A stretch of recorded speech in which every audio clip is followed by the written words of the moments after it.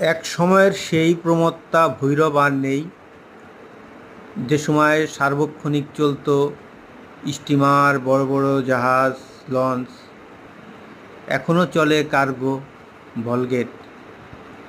এখনও দেখা যায় শুশুক, মাঝে মাঝে কুমিরও চলে আসে সুন্দরবন থেকে। নদী আমাদের প্রাণ, নদীকে আমাদের বাঁচিয়ে রাখতে হবে।